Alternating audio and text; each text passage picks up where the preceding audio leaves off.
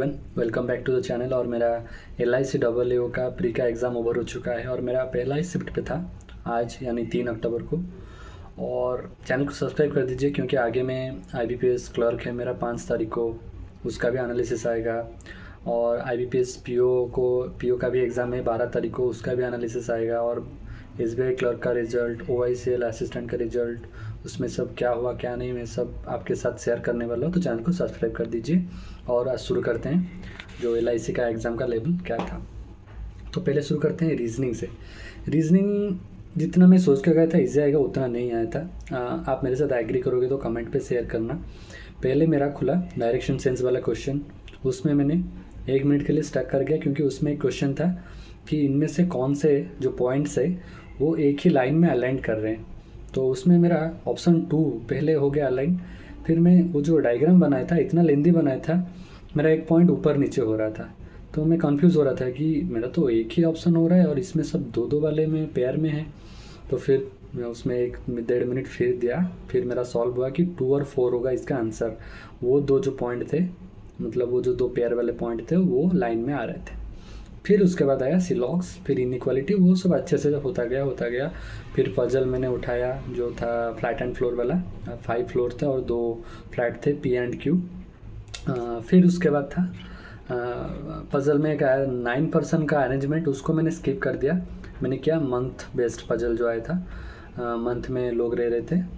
और फिर एक पजल था अनसर्टन नंबर ऑफ पर्सन का, उसका मेरा आंसर 20 आया। आप लोगों का कितना क्या आंसर है कमेंट पे शेयर करना है मेरे को।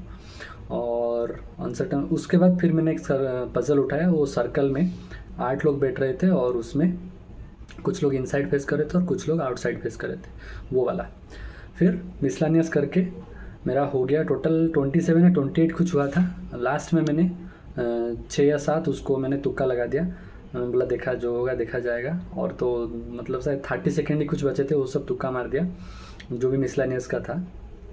और एक पजल छूटा था वो 5 मार्क्स का, और 2-3 शायद मिसलेनियस का कुछ रह रहा था मेरा। और ये था रीजनिंग में। मेरे को रीजनिंग मॉडरेट लगा, उतना इजी नहीं, मतलब RRB PO लेवल का। और फिर बात करते हैं क्वांट का। क्वांट रीजनिंग से थोड़ा टफ था बोल सकता हूँ, क्योंकि डायरेक्ट ऐसा नहीं था कि आप DI में से मतलब वैल्यू निकाल रहे हैं और क्वेश्चन में पुट कर रहे हैं, आंसर मिल रहा है, वैसा नहीं था, घुमा फिरा के था। एक तो था DI, उसमें 6/5 ऑफ मेन दिए थे और 20% ऑफ वुमेन दिए थे। आपको मेन का उसको 6 में डिवाइड करना है, फिर 5 मल्टीप्लाई करके वो सब कैलकुलेट करना है। मतलब थोड़ा दिमाग लगाने वाला था, मतलब थोड़ा ऑफिसर लेवल का क्वेश्चन था, अच्छा था क्वेश्चन। जो लोग बता रहे थे कि ईजी आएगा उतना ईजी नहीं था। आपका क्या राय है कमेंट पे शेयर करना। और एक DI था, उसमें था एक बैग या पर्स कुछ दिया था उसका, फिर एक दिया था उतना इसमें से उतना सोल्ड है, इतना % अनसोल्ड है, इतना % सोल्ड है, मतलब थोड़ा दिमाग लगा के करना पड़ेगा। और एक कैशलेट DI था, उसमें था 580 कुछ आइटम्स है, उसमें से फिर आपको निकालना था A का कितना है, B का कितना है, C का कितना है। उसको मैंने XY लेके सॉल्व किया, हो गया कुछ X कुछ 50 और Y कुछ 30, ऐसा ही निकला था। आपका क्या था क्या नहीं कमेंट पे शेयर करना। और 5 सिम्प्लीफिकेशन थे वो इजी था, और 5 क्वाड्रेटिक थे वो भी इजी था, और अरिथमेटिक भी इजी था, पिक करके किया जा सकता था।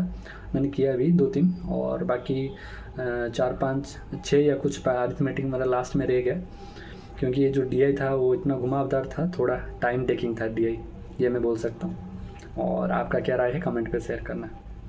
अभी बात करते हैं कट ऑफ का। कट ऑफ को मेरे को नहीं लगता है कट ऑफ लो हो जाएगा, क्योंकि वैकेंसी देखो कम है, ये सब मतलब कंपटीशन दिन बर दिन टफ होता जा रहा है, वैकेंसी भी लो है। और बहुत सारे शिफ्ट है, हमारे शिफ्ट में क्या है, दूसरों का शिफ्ट में क्या है। बिहार का भागलपुर में तो एक शिफ्ट कैंसिल ही हो गया, उसमें क्या है क्या नहीं, क्या IBPS कर रहा है, मतलब बच्चों का, मतलब फिर उनका अक्टूबर 7 को या कब एग्ज़ाम है। तो मेरे को लगता है कि पिछले साल जो 55 गया था उसी के आसपास कटअप रहेगा। 1-2 मार्क बढ़ सकता है लेकिन कम नहीं होगा, ये मैं बोल सकता हूँ, क्योंकि वैकेंसी कम है, नॉर्मलाइजेशन होगा, बहुत सारी चीज़ें हैं। और आपका क्या राय है कमेंट पे शेयर करना और चैनल को सब्सक्राइब कर दीजिए। Thank you.